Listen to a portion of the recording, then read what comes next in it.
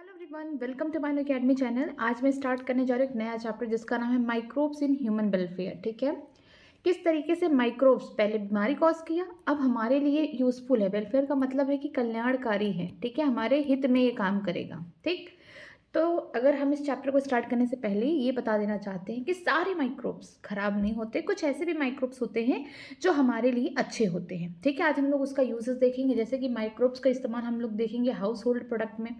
इसके अलावा इंडस्ट्रीज़ में किस तरीके से इस्तेमाल किया जा रहा है। सीवेज ट्रीटमेंट बहुत इंपॉर्टेंट है कि किस तरीके से जो गंदे गंदे नाले हैं, जो सीवेज हैं, उनमें माइक्रोब्स किस तरीके से अपना रोल कर रहे हैं। ठीक है, जो माइक्रोब्स से किस तरीके से बायोगैस का प्रोडक्शन कर रहे हैं, मीथेन हो गया, कार्बन डाइऑक्साइड हो गया, हाइड्रोजन सल्फाइड हो गया। माइक्रोब्स का इस्तेमाल करके हम लोग क्या कर रहे हैं, बायो कंट्रोल एजेंट की तरह इस्तेमाल कर रहे हैं। बायो कंट्रोल एजेंट का मतलब होते हैं ऐसे ऑर्गेनिज्म जो पेस्ट हो गए, हर्बिसाइड की तरह भी काम करेंगे, इंसेक्टिसाइड की तरह काम करेंगे, कि यहाँ पे हमें कोई केमिकल इस्तेमाल नहीं किया जा रहा है, यहाँ पे हम माइक्रोब्स का इस्तेमाल कर रहे हैं। ठीक है, फिर हम देखेंगे कि microbe as a bio fertiliser, जो भी फर्टिलाइजर हम यूज़ कर रहे हैं आजकल के डेली लाइफ में, जैसे कि हम लोग केमिकल यूज़ कर रहे हैं बहुत सारे, जो कि हार्मफुल है ह्यूमन के लिए भी, हमारे इन्वायरमेंट के लिए भी, हर चीज़ों के लिए। लेकिन हम माइक्रोब्स का इस्तेमाल कैसे करेंगे एज अ बायो फर्टिलाइजर, जो फर्टिलिटी को बढ़ाता है सॉइल की। ठीक है, तो इसके बारे में हम लोग पढ़ेंगे। अगर आप इस चैनल पर नए हैं तो प्लीज़ चैनल को सब्सक्राइब करिए। अगर वीडियो अच्छी लगती है तो आप अपने फ्रेंड को भी शेयर कर सकते हैं। तो चलिए स्टार्ट करते हैं। यहाँ पे beside the macroscopic, macroscopic का मतलब विशाल, नॉट माइक्रो। माइक्रो का मतलब छोटा, जो हम अपनी आंखों से नहीं देख सकते हैं, लेकिन मैक्रो का मतलब क्या होता है, विशाल, बड़ा।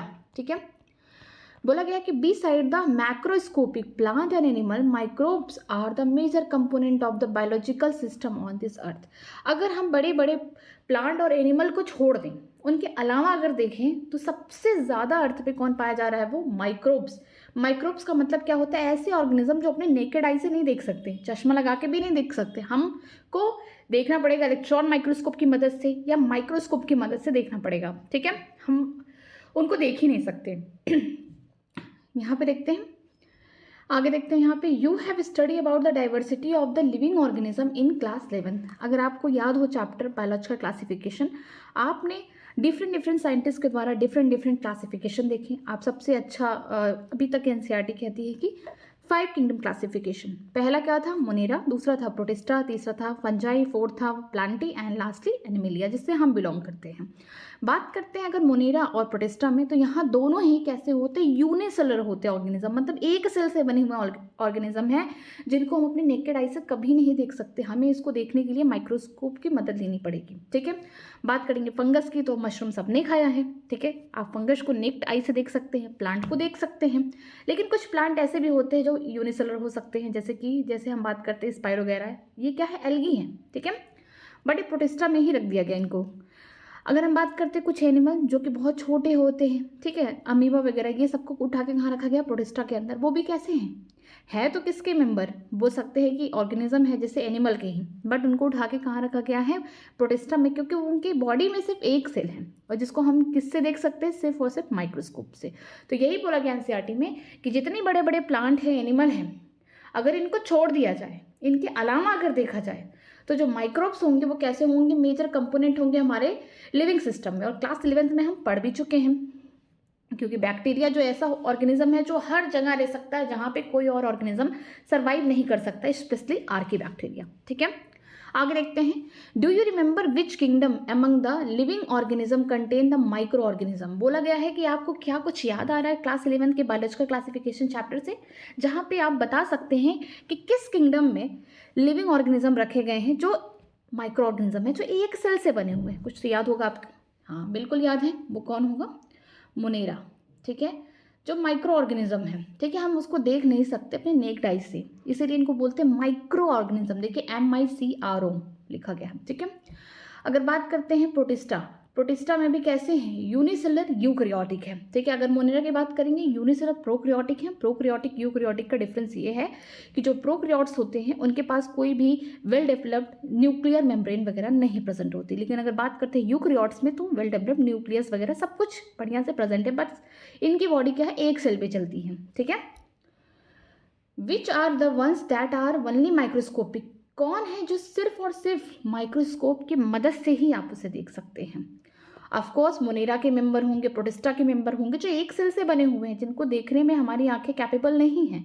हमें सिर्फ और सिर्फ किससे देखना पड़ेगा? माइक्रोस्कोप से। और ये क्या है? माइक्रोस्कोपिक है। ठीक है। माइक्रोब्स आर प्रेजेंट, देखिए यहाँ पे बोला गया कि microbes are present everywhere in the soil, water, air, inside our body, that of the other animal and plant. Microbes हर जगह पाए जाते हैं, सर्वव्यापी हैं। ठीक है। जमीन में भी हैं, सॉइल में है, वाटर में है, एयर में है, हमारे बॉडी के अंदर भी है माइक्रोब्स। ठीक है। इसके अलावा दूसरे एनिमल पे हैं, दूसरे प्लांट पे हैं, हम जहाँ भी हैं, मैं इस रूम में हूँ, यहाँ पे बहुत सारे माइक्रोब्स हैं, क्योंकि मैं उनको अपनी नेक्ड आई से नहीं देख रही हूँ। ठीक है। They are present even at the site where no other life form could be possibly exist. The sites such as the deep inside the geyser, thermal vent, where the temperature may be as high 100 degrees Celsius, deep in the soil under the layer of the snow several meter thick, and in the highly acidic environment. बोला गया है कि जो microbes है ना, ऐसी ऐसी जगह पे रह सकते हैं जहाँ पे कोई दूसरा जीवन एग्जिस्ट नहीं कर सकता, दूसरी लाइफ एग्जिस्ट ही नहीं कर सकती। अगर हम लोग को बहुत गर्म जगह रख दिया जाए जहाँ पे 100 डिग्री सेल्सियस है, जहाँ पे बॉइलिंग पॉइंट जो वाटर का 100 डिग्री सेल्सियस है, हम तो एकदम खोल के मर जाएंगे। पानी जहाँ पे बॉईल होता है उस टेम्परेचर पे अगर हमें वहाँ रख दिया जाए, हम तो जल जाएंगे, मर जाएंगे। ठीक है। या फिर ऐसी टेम्परेचर पर रखा जाए जहाँ पे बहुत ठंड है, ठीक है, बर्फ बर्फ है हर जगह, हम सांस भी नहीं ले पाएंगे, वहाँ पे भी हमारी डेथ हो जाएगी। कोई भी ऑर्गेनिज्म नहीं रह सकता ऐसी जगह, लेकिन कोई एक तो रहेगा जो हर जगह पाया जाता है। वो कौन है? माइक्रोब्स। माइक्रोब्स से आप याद कर सकते हैं स्पेशली कौन? Archie bacteria. जो आर्की बैक्टीरिया बहुत प्राचीन काल की बैक्टीरिया, बहुत पुरानी बैक्टीरिया है। इसका जो सेल मेम्ब्रेन है, जो सेल वाल है, बहुत ज़्यादा स्ट्रांग है, सबसे अलग है, और ये हर जगह रह सकता है। जैसे कि गीज़र में गर्म करते हैं हम लोग पानी, ठीक है, उसके अंदर जो टेम्परेचर होगा 100 डिग्री सेल्सियस तक होगा, उससे ज़्यादा भी हो सकता है, पानी बहुत ज़्यादा ही गर्म है। ठीक है। वहाँ पे भी कोई इंसान नहीं रह सकता, लेकिन वहाँ पे बैक्टीरिया सर्वाइव कर सकता है। अगर हम लोग ज़मीन के अंदर जाएं, एकदम डीप जाएं सॉइल के अंदर, वहाँ पे भी माइक्रोब्स रह सकता है। इवन अगर बहुत जगह हम बोल सकते हैं अंटार्कटिका जाइए, जहाँ पे सिर्फ बर्फ़ और बर्फ़ है, बर्फ़ बर्फ़ बर्फ़ बर्फ़, मतलब यहाँ पे आइस है, आइस की लेयर के बीच में भी कोई अगर रह सकता है, वो कौन है? माइक्रोब्स है। ठीक है। जहाँ पे बहुत ज़्यादा एसिडिक इन्वायरमेंट है, जैसे कि आपने पढ़ा होगा, जो एसिडिक इन्वायरमेंट में रहते हैं उन्हें क्या बोलते हैं? एसिडोफाइल बोलते हैं। क्या बोलते हैं? एसिडोफाइल्स बोलते हैं। ठीक है। आर्की बैक्टीरिया के मेंबर हैं ये। अगर हाई टेम्परेचर पे हैं तो उन्हें हम क्या बोलते हैं? थर्मोफाइल्स बोलते हैं। थर्मोफाइल्स बोलते हैं। ठीक है। जो हाई टेम्परेचर पे सर्वाइव कर जा रहा है, जो एसिडिक इन्वायरमेंट में सर्वाइव कर जा रहा है, ठीक है, उनका नाम दिया गया है। Microbes are diverse. ठीक है। माइक्रोब्स का मतलब ये मत सोचिए कि सिर्फ और सिर्फ बैक्टीरिया ही माइक्रोब्स है, नहीं। देखिए माइक्रोब्स बहुत तरह के हो सकते हैं, जैसे कि प्रोटोजोआ के मेंबर फटाफट याद करिए। पहला अमीबा हो गया, पैरामीशियम हो गया, ठीक है, ये तो याद आ रहा होगा, प्रोटोजोआ के मेंबर है। Bacteria, Archie bacteria, you bacteria. Fungi, कुछ फंजाई ऐसे भी होते हैं जो माइक्रोस्कोपिक होते हैं। ठीक है। Microscopic animal and plant viruses, जो प्लांट और एनिमल में जो वायरस इन्फेक्शन कॉज करता है वो भी क्या है? माइक्रोस्कोपिक है। वायराइड्स, ठीक है, थोड़ा नंगा पुंगा। वायरस में क्या है? वायरस के पास क्या है? न्यूक्लिक एसिड है। हम बोल सकते हैं यहाँ पे उसके पास क्या है? न्यूक्लिक एसिड है, मतलब उसका या तो डीएनए होगा या फिर आरएनए होगा, कोई एक ही प्रेजेंट होगा। प्लस बाहर जो कवरिंग है वो किसकी है? प्रोटीन की बाहर कवरिंग है। ठीक है। वायरस में अगर वायराइड्स की बात करते हैं तो इनके पास कवरिंग नहीं दी है भगवान, इनके पास डायरेक्टली क्या है? आरएनए है, इनका खुद का जेनेटिक मटेरियल। ठीक है। अगर बात करते हैं प्रियॉन्स के बारे में, देखिए they also the prions that are the proteinaceous infectious agent. बोला गया जो प्रियॉन्स होते हैं वो कैसे होते हैं? इनके पास जेनेटिक मटेरियल नहीं है, इनके पास क्या है? एबनॉर्मली फोल्डेड प्रोटीन है, याद रखिएगा। Abnormally folded protein. ठीक है। इनके पास क्या होता है? एबनॉर्मली फोल्डेड प्रोटीन्स प्रेजेंट होती है, जिसकी वजह से ये बीमारी कॉज करते हैं। इसीलिए इनको क्या बोलते हैं? प्रॉन्स को प्रोटीनियस इन्फेक्शन कॉज करने वाले एजेंट हैं। ठीक है। प्रोटीनियस इन्फेक्शियस एजेंट हैं ये। आप याद करेंगे तो बीएससी, बोवाइन स्पोंजियोफॉर्म इनसेफेलोपैथी, ठीक है, जो कैटल में होता है। तो यहाँ पे आप ये सब चीज़ें पहले ही पढ़ चुके हैं। जो माइक्रोब से आपके दिमाग में बिल्कुल नहीं आना चाहिए, सिर्फ और बैक्टीरिया है। बट हाँ, बैक्टीरिया में भी आर्की बैक्टीरिया हर जगह सर्वाइव कर सकती है, हर जगह सर्वाइव कर सकती है। ठीक है। लेकिन प्रोटोजोन भी हो सकते हैं माइक्रोस्कोपिक, जिसको हमको देखने के लिए माइक्रोस्कोप का इस्तेमाल करना पड़ेगा। बैक्टीरिया भी हैं ऐसे फंजाई जो कैसे होते हैं? यूनिसेलर होंगे। ठीक है। जैसे कि ये भी लिखना ज़रूरी है, जैसे कि ईस्ट, कन्फ्यूज़न हो सकता है आपको। जैसे कि क्या हो गया? ईस्ट यूनिसेलर है, अब आप सोचिए कौन से क्लास के हैं ये, एस्कोमाइसिटीज के मेंबर हैं। और इन्हीं ईस्ट का इस्तेमाल कर करके हम लोग house hold product, even industrial product में इनका इस्तेमाल कर करके, देखिए बेकर ईस्ट इसको बोलते हैं, जब घर में इस्तेमाल करते हैं, बेकरी में इस्तेमाल करते हैं। और जब अल्कोहल वगैरह, ब्रीवर ईस्ट वगैरह बनता है, इसको हम क्या बोलते हैं, ब्रीवर ईस्ट बोलते हैं। ठीक है, तो ये जो यूनिसेलुलर, अगर फंजाई की बात करेंगे तो कौन है, ईस्ट है।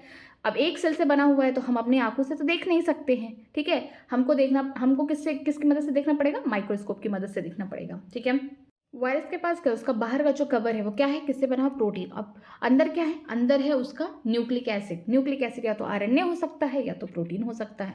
वायराइड्स की बात करेंगे, इनके पास कोई प्रोटीन नहीं प्रेजेंट है और इनके पास क्या है, आरएनए है। ठीक है, जो इनका जेनेटिक मटेरियल होगा उसका भी molecular weight as compare to the virus कम होगा। ठीक है, अगर बात करते हैं प्रियॉन से, तो प्रियॉन क्या है, एबनॉर्मली फोल्डेड प्रोटीन है जो कि कॉज करते हैं इन्फेक्शन। इनके पास कोई अपना जेनेटिक मटेरियल नहीं है। ठीक है, some of the microbes are shown in the figure 8.1 and 8.2। आगे अभी हम लोग फिगर में देख लेते हैं। Microbes like bacteria and many fungi can grow on the nutritive medium to form the colony that can be seen with the naked eye. Such culture are useful in the study of microorganism. ठीक है, बोला गया है कि जो microbes होते हैं, जैसे कि माइक्रोब्स में कौन, माइक्रोब्स में अगर हम बात करते हैं बैक्टीरिया और बहुत सारे फंजाई जो कि यूनिसेलुलर फॉर्म में होंगे, अगर उनको हम न्यूट्रेटिव मीडियम या पेट्रो डिश, मतलब मान लीजिए यहाँ पे हम भर भर के खाना दे रही हैं। ठीक है, पूरा यहाँ पे न्यूट्रिशन यहाँ पे पूरा है, कोई एक बैक्टीरिया को लाके मैं यहाँ पे छोड़ दी।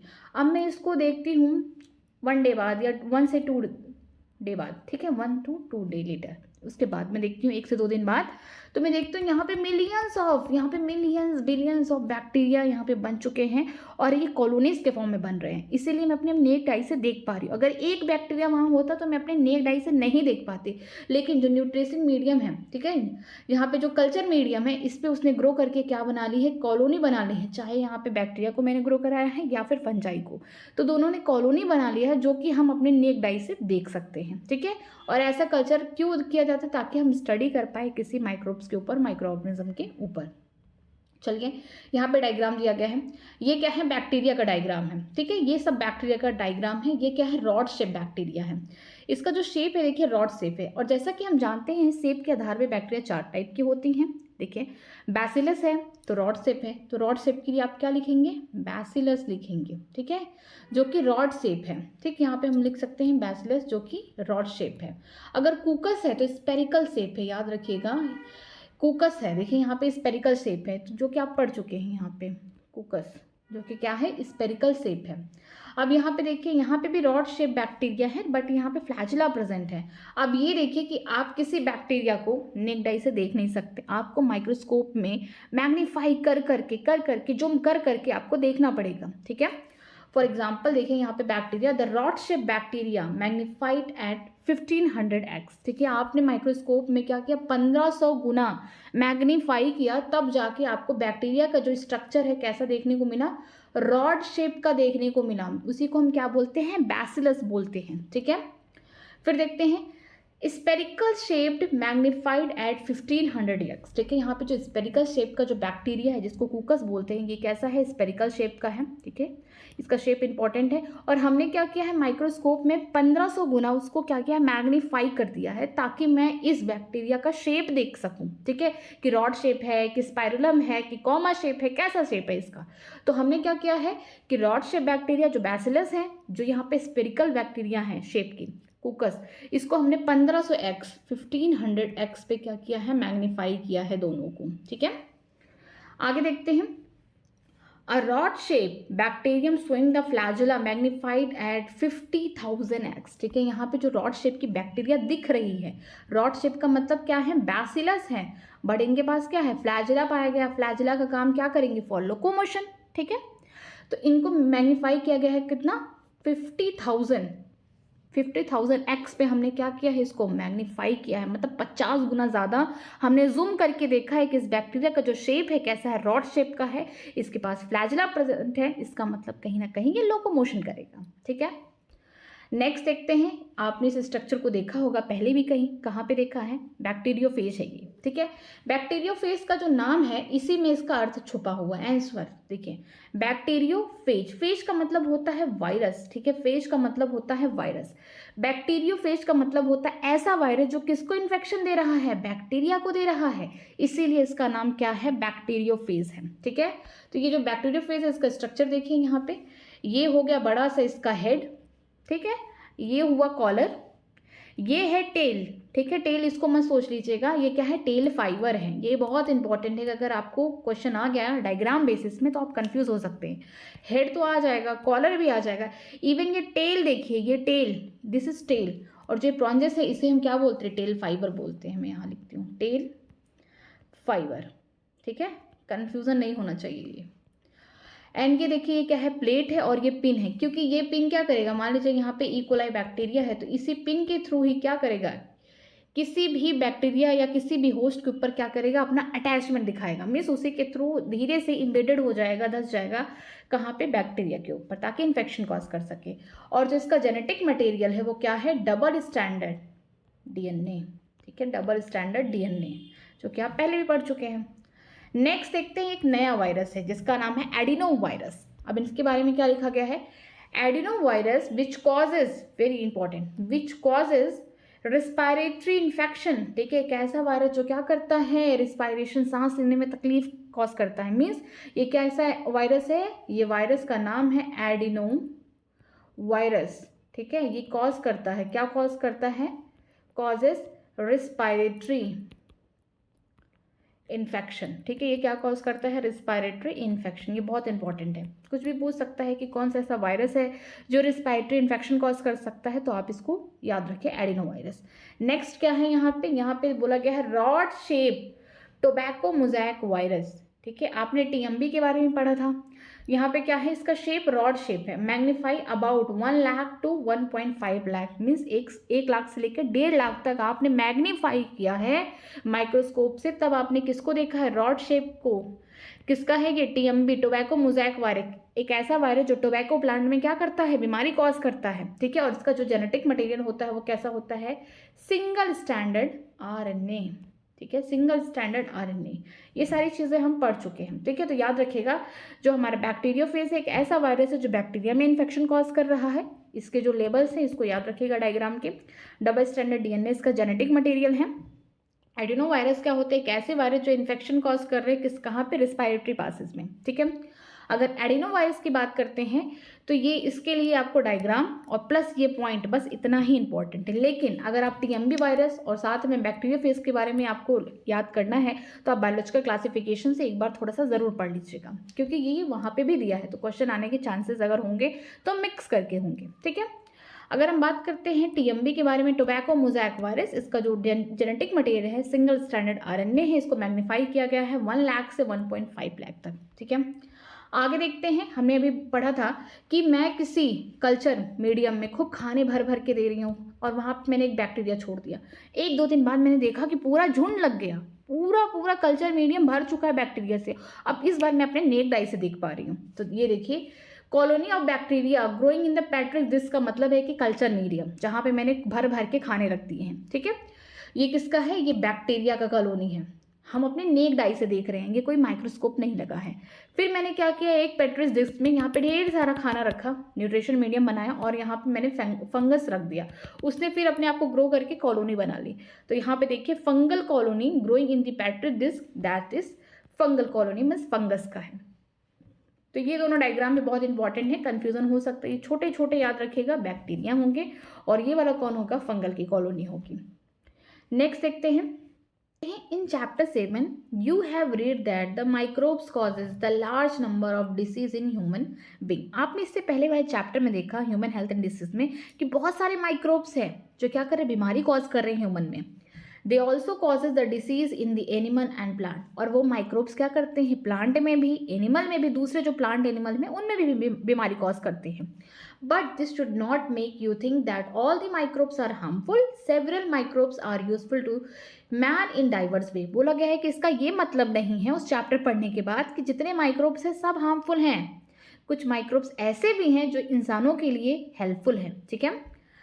Some of the most important contribution of microbes to human welfare are discussed in chapter। यहाँ पे कुछ ऐसे माइक्रोब्स का नाम लिए जाएंगे जो इंसान के वेलफेयर में इस्तेमाल किए जाते हैं, वो इंसान के लिए यूजफुल है। ठीक है, चलिए स्टार्ट करते हैं। पहला, microbes in house hold product. ठीक है, हम कौन सा माइक्रोब इस्तेमाल करके अपने हाउस होल्ड प्रोडक्ट में, खाना बनाने के सामग्री में हम माइक्रोब्स का इस्तेमाल कर रहे हैं। जो खाने वाले प्रोडक्ट्स हैं, फूड है, उनमें इस्तेमाल कर रहे हैं माइक्रोब्स का। चलिए, You would surprised to know that we use the microbes or the product derived from them every day। बोला गया कि आप सरप्राइज हो सकते हैं ये सुन के कि जो आप डेली प्रोडक्ट में खाना वगैरह खाते हैं, जो भी फूड लेते हैं, उनमें भी माइक्रोब्स का इस्तेमाल होता है। ठीक है, a common example is the production of the curd from milk. सबसे कॉमन सा एग्जाम्पल ये है कि दही सबने खाया होगा अपने लाइफ में, लेकिन याद रखिए दही, दूध से दही जो बनता है ऐसे नहीं बन जाता, यहाँ पे माइक्रोब्स का इस्तेमाल होता है। कर्ड फ्रॉम मिल्क, ठीक है, दही बन रहा कहाँ से? दूध से। Microorganism such as lactobacillus and other commonly called the LAB, जिसका नाम है lactic acid bacteria, grow in the milk and convert it to the curd. ठीक है, यहाँ पे बोला गया कि ऐसा माइक्रो ऑर्गेनिज्म है, ठीक है, एक ऐसी बैक्टीरिया जिसका नाम क्या है? लैक्टोबैसिलस। ये बैक्टीरिया का नाम है, लेकिन अगर इसके ग्रुप की बात करते तो कहाँ से, किस ग्रुप से, किस कैटेगरी से बिलोंग कर रही है? लैक्टिक एसिड बैक्टीरिया की कैटेगरी से बिलोंग कर रही है, जिसका मेन काम क्या है कि ये दूध को बना रही है, कन्वर्ट कर रही है किसमें? दही में। अब दूध को कन्वर्ट कर रही है दही में, तो देखिए क्या क्या प्रोसीजर होंगे। During the growth, the lab produces the acid that coagulate and partially digest the milk protein। ठीक है, जानते हैं कि मिल्क के अंदर क्या है? प्रोटीन है। कैसा प्रोटीन है? यहाँ पे ग्लोबुलर प्रोटीन प्रेजेंट है। ठीक है, ये बहुत इंपॉर्टेंट है। किस फॉर्म में है? उसका शेप। अगर हम क्या करते हैं, यहाँ पे हम लैब किसी, हमने क्या किया, एक पतीले में, सबने अपने लाइफ में देखा ही होगा किस तरीके से दही बनता है। हमने क्या किया, एक पतीले में दूध को गर्म किया। ठीक है, यहाँ पे दूध गर्म है, किसी सूटेबल टेम्परेचर पे, जब टेम्परेचर क्या हो जाए, सूटेबल हो जाए, हमने क्या किया, यहाँ पे थोड़ा सा दही को डाल दिया। ठीक है, उसको हम स्टार्टर भी बोल सकते हैं या फिर बोल सकते हैं इनोकुलम। ठीक है, उसको हमने डाल दिया और थोड़े समय के लिए छोड़ दिया, 7-8 घंटे तक। फिर हम देखते हैं कि क्या हो गया, पूरा दूध किस में बदल गया? दही में बदल गया। ऐसा क्या हो गया उस थोड़े से स्टार्टर डालने के बाद कि अब ये दूध दही रह गया? क्यों? क्योंकि ये जो लैब है या लैक्टिक एसिड बैक्टीरिया, ये क्या करेंगी, जो मिल्क है उसकी प्रोटीन को पार्शली डाइजेस्ट करेंगी। पूरा नहीं, पार्शली का मतलब होता है आधा। ठीक है, पूरा नहीं, हाफ। ये क्या करेंगे, उसके प्रोटीन को क्या करेंगे? डाइजेस्ट करेंगी। जैसे कि मान लीजिए मिल्क है ना, मैं यहाँ पे बनाती हूँ, जो हमारा मिल्क है, मैं यहाँ पे लिखती हूँ, जो हमारा मिल्क है उसके जो प्रोटीन होंगे इस तरीके से होंगे, इस तरीके से होंगे। ठीक है, इनको हम क्या बोलेंगे, किस फॉर्म में है? ग्लोबुलर। लेकिन अगर हमने जैसे ही इसमें क्या डाल दिया, लैब डाल दिया, लैब का मतलब लैक्टिक एसिड बैक्टीरिया, ऐसे बैक्टीरिया जो अपने ग्रोथ के दौरान क्या निकालेंगी?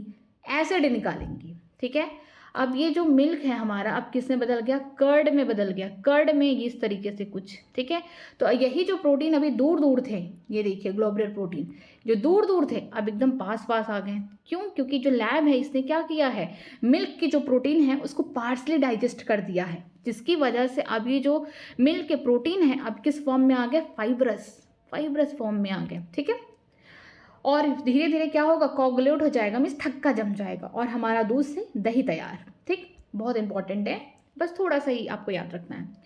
बोला गया है कि जब lab means lactic acid bacteria को थोड़ा अमाउंट में अगर हम दूध में डालते हैं, वो क्या करता है, पार्शली डाइजेस्ट कर जाता है मिल्क के प्रोटीन को और क्या करता है, कोगुलेट कर देता है।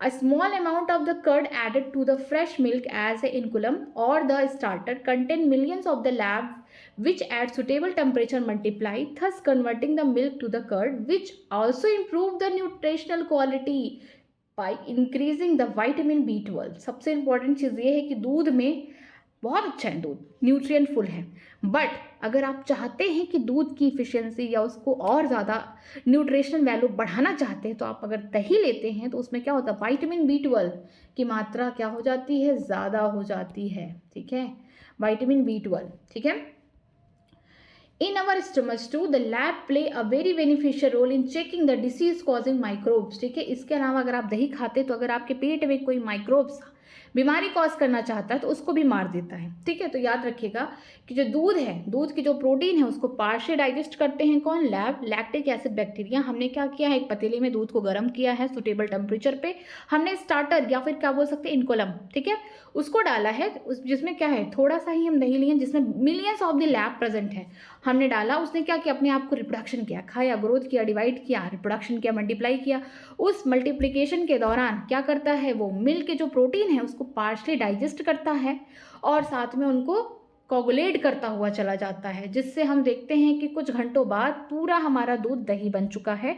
और अब यहाँ पे न्यूट्रिशन वैल्यू भी बढ़ गई है, यहाँ पे विटामिन B12 पाया जा रहा है। ठीक है, इसके अलावा जो लोग दही खाते हैं उनके स्टोमच में अगर कोई भी डिसीज कॉज करने वाला माइक्रोब चला गया है तो जैसे ही हम दही खाते हैं उनमें जो लैब प्रेजेंट है, लैक्टिक एसिड बैक्टीरिया, क्योंकि जो दही खा रहे हैं उसमें तो क्या प्रेजेंट है, बैक्टीरिया ही है, पूरा ग्रो करके उसने दही बनाया है, वो हमारे पेट में जाएगा और जो बीमारी कॉज कर रहा है माइक्रोब्स उसे खत्म कर देगा। ठीक है, आगे देखते हैं।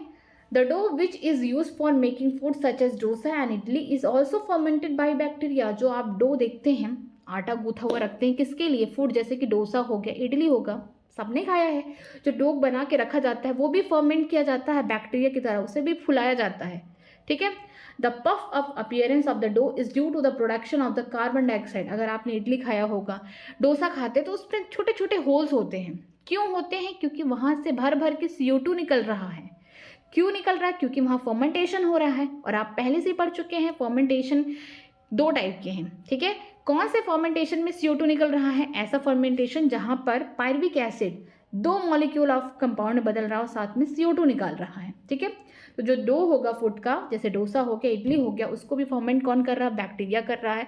साथ में जो उसका पफ ऑफ अपीयरेंस है, फुला फुला, इवन आपने केक खाया होगा तो उसका भी एकदम फुला फुला अपीयरेंस होगा। ठीक है, तो यहाँ पे आप देखेंगे कि जो अपीयरेंस है, होल जो आ रहा है, वो CO2 वहाँ से खूब ज़्यादा निकल रहा है। ठीक है, can you tell which metabolic pathway is take place resulting the formation of CO2। क्या आप बता सकते हैं कि बैक्टीरिया ऐसा क्या कर रहा है जिसकी वजह से डो फूल रहा है और साथ में CO2 भी निकल रहे हैं वहां से?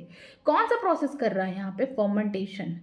याद रखिएगा यहाँ पे क्या हो रहा है? फर्मेंटेशन हो रहा है। ठीक है, where do you think the bacteria from these fermentation are came from. आप क्या सोचते हैं कि बैक्टीरिया कहाँ से आया? आपने तो डो बना के रख दिया कुछ समय के लिए, आपने एक दो घंटे के लिए छोड़ दिया कि ताकि वो धीरे धीरे क्या हो सके, थोड़ा फूल सके। लेकिन ये बैक्टीरिया आ कहाँ से रहे? हमारे इन्वायरमेंट से। हमारे इन्वायरमेंट में बहुत सारे बैक्टीरिया हैं। ठीक है, तो ये कहाँ आ जा रहे हैं? हमारे डो में आ जा रहे हैं, जिसकी वजह से फर्मेंटेशन प्रोसेस कर रहे हैं और वहाँ से CO2 निकाल रहे हैं। ठीक है, similarly the dough which is used for making bread is fermented by using the baker yeast, जिसका नाम है Saccharomyces cerevisiae। इसका नाम क्या है? ईस्ट। जो हमने क्या पढ़ा था? सिंगल, एक ही सेल का बना हुआ ऑर्गेनिज्म, फंगस है ये, एस्कोमाइसिटीज का मेंबर है जो एक सेल से ही बना हुआ ईस्ट। ठीक है, अगर हम बात करते हैं ब्रेड से रिलेटेड कोई चीज़ बना रहे, जैसे फॉर एग्जांपल केक बना रहे हैं या फिर मैं नॉर्मल छोटा सा ब्रेड बना रही हूँ, ठीक है, तो जो ब्रेड है उसमें भी तो छोटे छोटे होल देखने को मिलते हैं, उसको भी तो हमें फर्मेंट करना पड़ता है ताकि वो भी फूल सके। तो हम क्या इस्तेमाल करते हैं? Baker yeast. देखिए ये बेकर ईस्ट क्यों हुआ? क्योंकि हमने इसी ईस्ट का इस्तेमाल कहाँ किया? बेकरी के प्रोडक्ट में किया है या बेकरी में इस्तेमाल किया है। तो इसका नाम क्या है?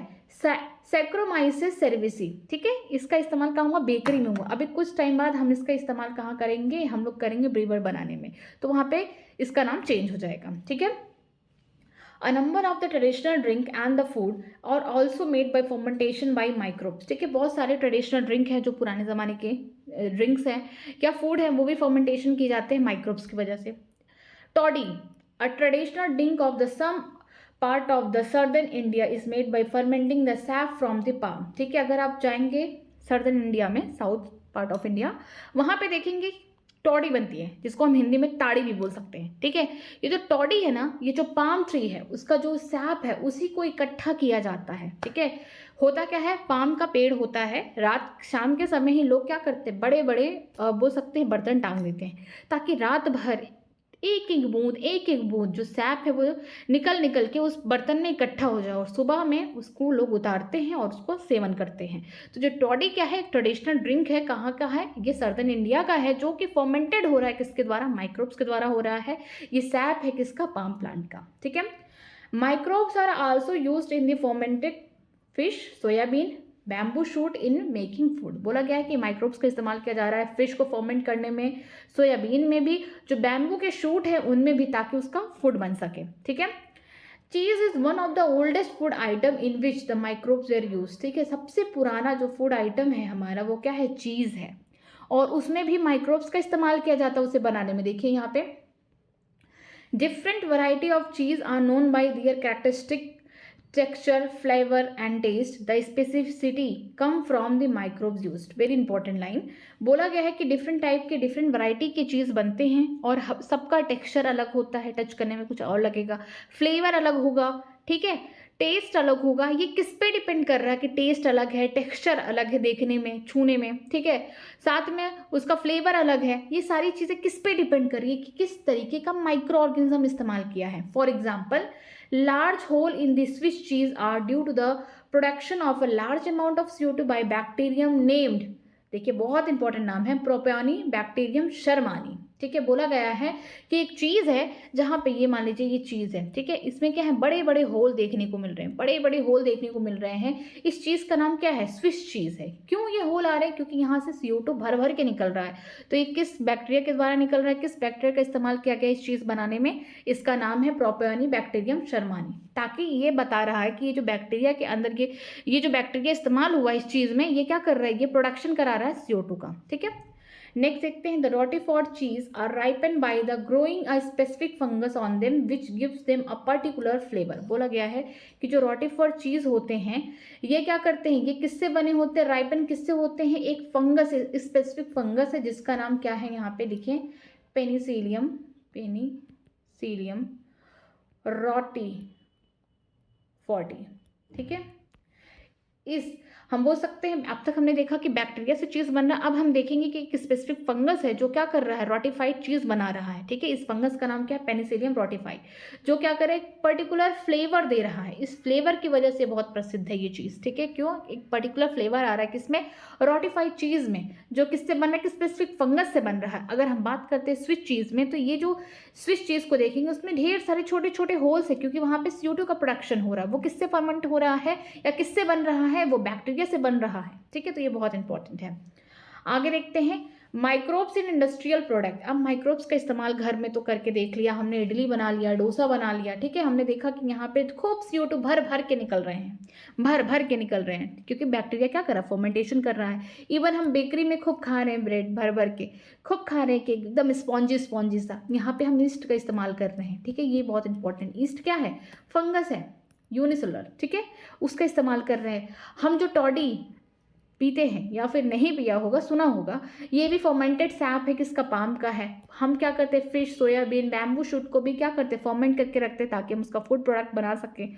चीज़ जो है सबसे पुराना फूड आइटम है जिसमें हम माइक्रोब्स का इस्तेमाल करते हैं। डिफरेंट डिफरेंट वैरायटी के हम चीज़ देख सकते हैं, कोई फ्लेवर में अलग होगा, कोई टेस्ट का अलग होगा, कोई टेक्सचर का अलग होगा। जैसे अगर बात करते हैं कि ऐसा चीज़ उसको छुएंगे तो वो स्मूथ नहीं होगा, उसमें क्या होगा, रफ होगा। क्यों, क्योंकि उसमें बड़े बड़े होल हैं, और ये जो होल है ये दिखा रहे हैं कि इसमें खूब भर भर के CO2 निकला है। और वो क्यों हो रहा है, इसमें किस बैक्टीरिया के द्वारा हो रहा है, उसका नाम है प्रोपानी बैक्टीरियम शर्मानी। ठीक है, एक रोटिफर चीज़ है जो कि बहुत ज़्यादा स्पेसिफिक है अपने फ्लेवर के लिए, किससे बन रहा है, एक स्पेसिफिक फंगस से जिसका नाम क्या है, पेनिसिलियम रोटिफाई। ठीक है, इसके अलावा सबसे पहले ये लिखा गया था कि हम मिल्क से क्या बना रहे हैं, कर्ड बना रहे हैं। इसमें भी बिना बैक्टीरिया, बिना लैब का हम नहीं बना सकते। लैब क्या है, बैक्टीरिया की वो कैटेगरी है जहाँ पर लैक्टोबैसिलस नाम का बैक्टीरिया इसी खानदान से बिलोंग करता है, जो क्या कर रहा है, मिल्क से कर्ड बना रहा है। ये जो लैक्टोबैसिलस है ये क्या करता है, मिल्क को पार्शली डाइजेस्ट करता है उसके प्रोटीन को, और आगे चल के कोगुलेट करके क्या बनाता है, कर्ड बनाता है, जो कि उसकी न्यूट्रिशन वैल्यू को बढ़ा देता है, विटामिन B12 मिलता है। ठीक है, आगे देखते हैं यहाँ पे microbes in industrial product. Even in the industry, microbes are used to synthesis a number of the product valuable to the human being। बोला गया है कि इंडस्ट्री में माइक्रोब्स का इस्तेमाल किया जाता है ताकि ढेर सारे प्रोडक्ट बन सके जिसकी वैल्यू इंसानों को है, मीन्स वो इंसानों के लिए क्या है, वैल्यूबल थिंग्स हैं।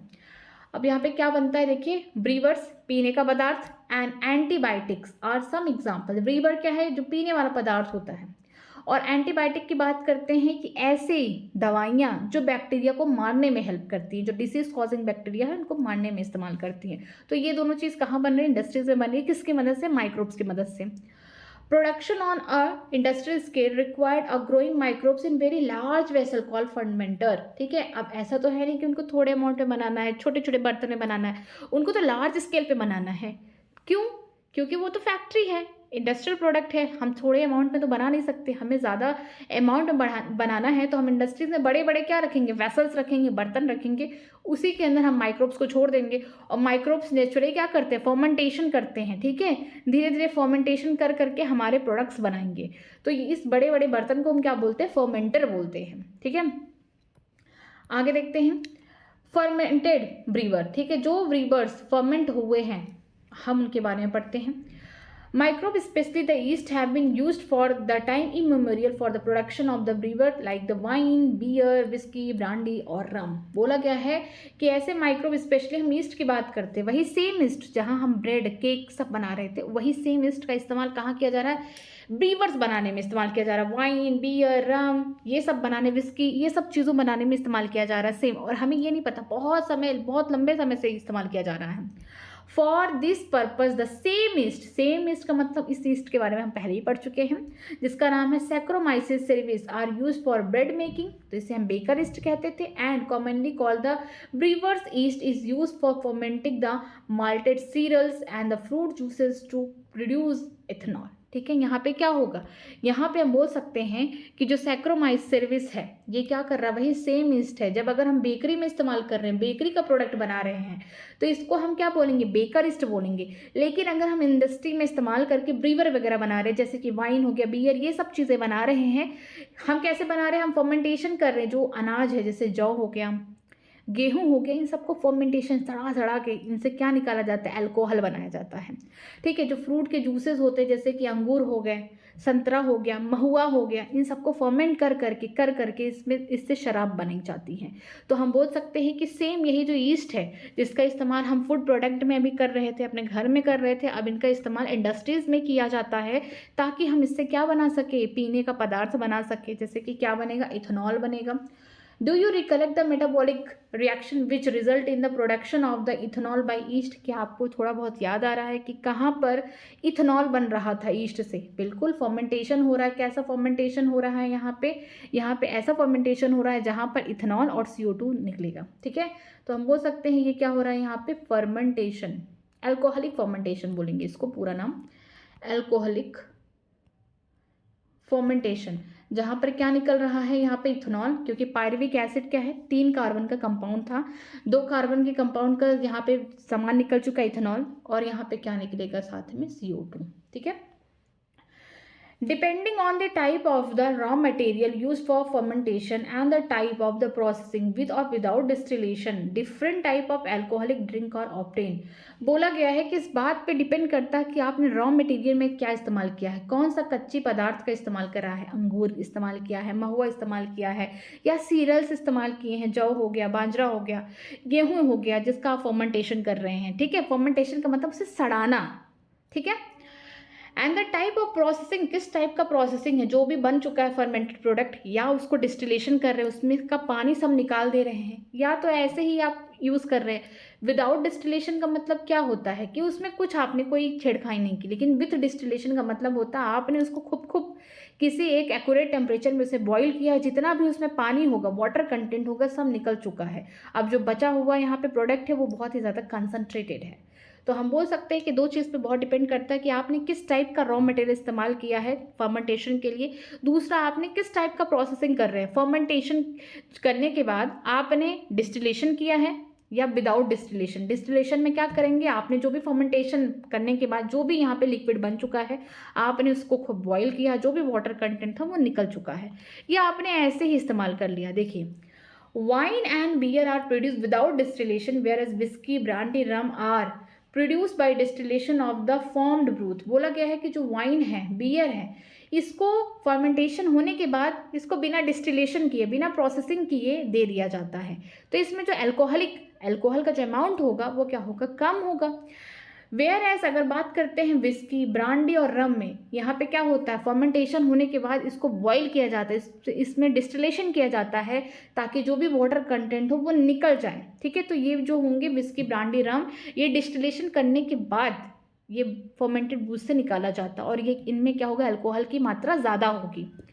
The photograph of the fermentation plant is shown in 8.5। यहाँ पे जो बड़े बड़े ये जो वेसल्स देख रहे हैं आप, ये जो बड़े बड़े वेसल्स है ये क्या है, फर्मेंटर है। इसमें पूरा यहाँ पे रॉ मटेरियल डाल दिए, चाहे वो सीरियल्स हो गए, चाहे यहाँ पे फ्रूट के जूस हो गए, सब कुछ डाल दिया हमने, माइक्रोब्स डाल दिया। माइक्रोब्स में क्या होगा, वही हमारा ईस्ट, ठीक है, जो हम बेकरी में भी इस्तेमाल कर रहे हैं और यहाँ पे ब्रीवर बनाने में भी इस्तेमाल कर रहे हैं, ठीक है। फर्मेंटेशन हो गया।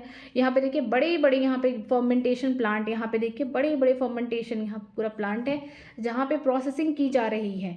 अगर विथ डिस्टिलेशन है मतलब प्रोसेसिंग खूब की गई है, जैसे ब्रांडी हो गया, रम हो गया, ठीक है, इवन हम बोल सकते हैं विस्की हो गया, इसमें कंसंट्रेशन अल्कोहल का ज़्यादा होगा। अगर विदाउट डिस्टिलेशन है, आपने कुछ भी छेड़खानी नहीं की है, तो यहाँ पे हम बोल सकते हैं जो कंसंट्रेशन होगा कम होगा अल्कोहल का, ठीक है। यहाँ पे ये क्या दिया गया है, फर्मेंटेशन प्लांट। आगे पढ़ते हैं एंटीबायोटिक। जो एंटीबायोटिक है ये भी क्या है, इंडस्ट्रीज में बनते हैं। एंटीबायोटिक की सबसे अच्छी कहानी ये है कि जिस साइंटिस्ट ने इसको डिस्कवर किया था वो एक्सीडेंटल था, उसका कोई भी इंटेंशन नहीं था कि एंटीबायोटिक बनाए। वो तो रिसर्च किसी और काम पे कर रहे थे, बट अचानक उनको ये मिल गया और फिर उन्होंने इस पर स्टडी किया, फिर बताया कि ये जो एंटीबायोटिक है ये क्या कर रहा है, दूसरे जो डिसीज कॉजिंग माइक्रोब्स हैं या उनको मार रहा है। तो यहाँ पे इसका बोल सकते हैं आविष्कार हुआ इस time.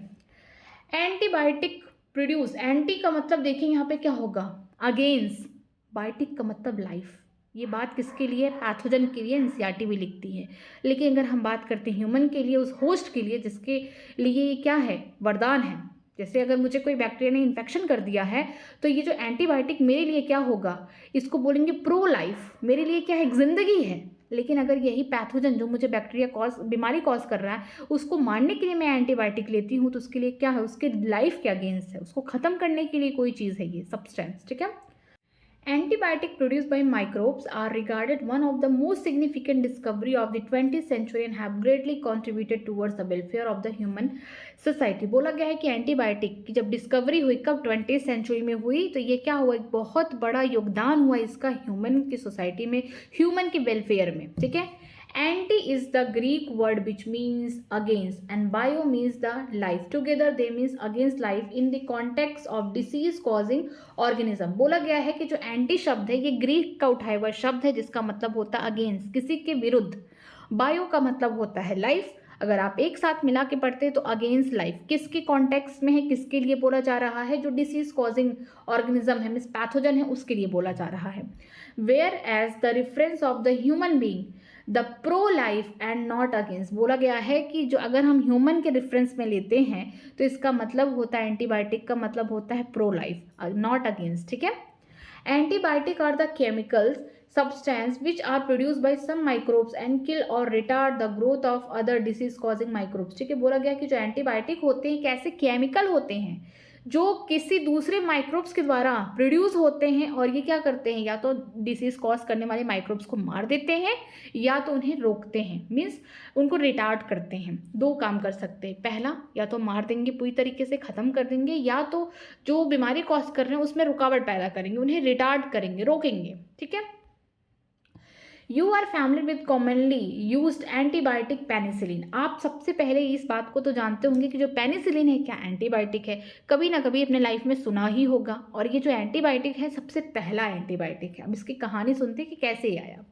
Do you know penicillin was the first antibiotic to be discover and it was the chance discovery. बोला गया है कि क्या आप जानते हैं कि जो पेनिसिलिन है ये पहला एंटीबायोटिक डिस्कवर किया गया था, और ये कोई ऐसा नहीं था कि इसी को ढूंढा जा रहा था, ये बाई चांस हो गया, ठीक है। ये चांस डिस्कवरी है, एक्सीडेंटल है, काम किसी और पे हो रहा था, नतीजा कुछ और निकल गया, ठीक है।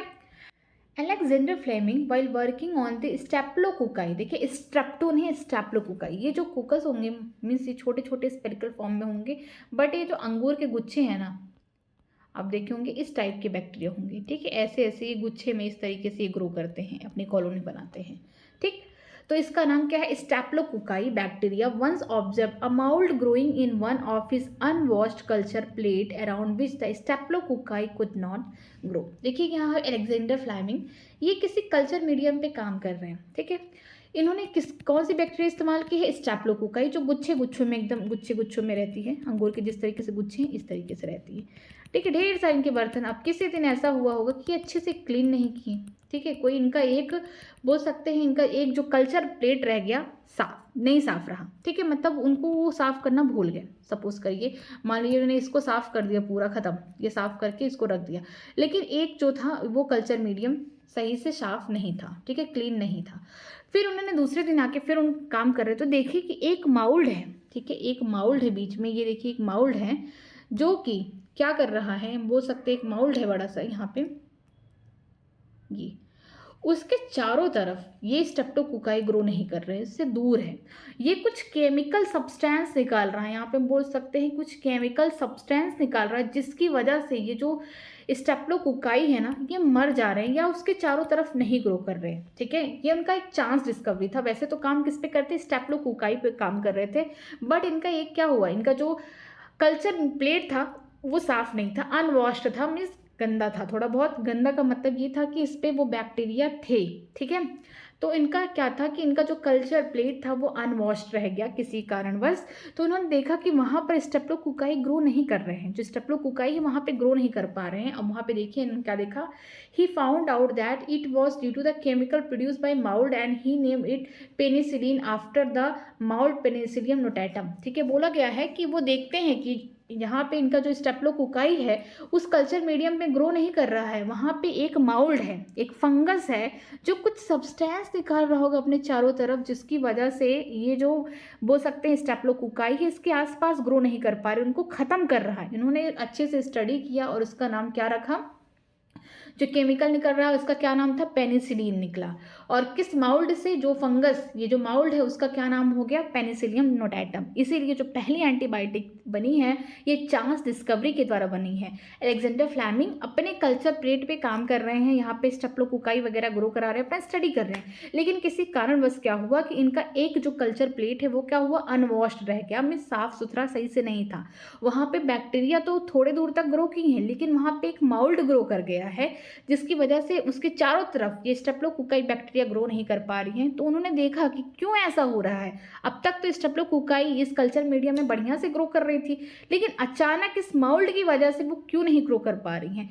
तो उन्होंने देखा कि ये जो माउल्ड है कुछ ना केमिकल सिक्रीट कर अपने चारों तरफ, और इसी केमिकल के कांटेक्ट में जब ये स्टेप्टोकोकाई आती उनकी मृत्यु हो जा रही है। तो उन्होंने देखा कि ये जो केमिकल है उसका क्या नाम है, पेनिसिलिन है, और ये जो माउल्ड है, फंगस है, इसका नाम इन्होंने क्या रखा, पेनिसिलियम नोटैटम, ठीक है।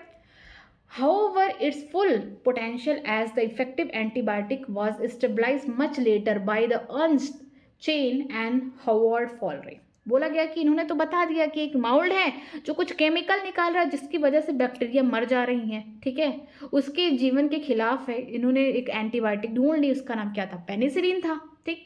लेकिन इसका फुल इफेक्ट देखना था कि क्या ये जो बोल सकते हैं जो यहाँ पे पेनिसिलिन बना हुआ है क्या ये और भी बैक्टीरिया को मार पा रहा है, या फिर ये एंटीबायोटिक का जो इसका और पोटेंशियल क्या है, इसकी कितनी और क्षमता है, ये कितना और ज़्यादा इफेक्टिव है।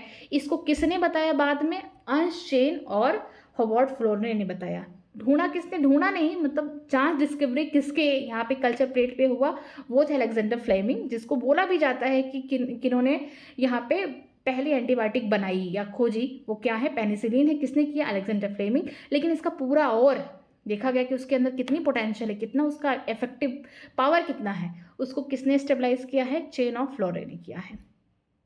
This antibiotic was extensively used to treat the American soldier wounded in the World War II। ये बहुत इंपॉर्टेंट लाइन है कि यही एंटीबायोटिक की मदद से जो अमेरिकन सोल्जर थे, वर्ल्ड वार सेकेंड चल रहा था, उनको घाव लग जा रही थी, चोट लग जा रहे थे, उस जगह इस एंटीबायोटिक का लगाया जा रहा था, जिसकी वजह से जो उनके घाव थे जल्दी जल्दी भर जा रहे थे। क्यों, क्योंकि अगर कहीं भी आपको चोट लगती है, घाव लगता है, तो इन्वायरमेंट में इतने सारे बैक्टीरिया हैं, कोई ना कोई आके यहाँ पे ग्रो कर जाएगा और ज़्यादा इन्फेक्शन कॉज कर देगा।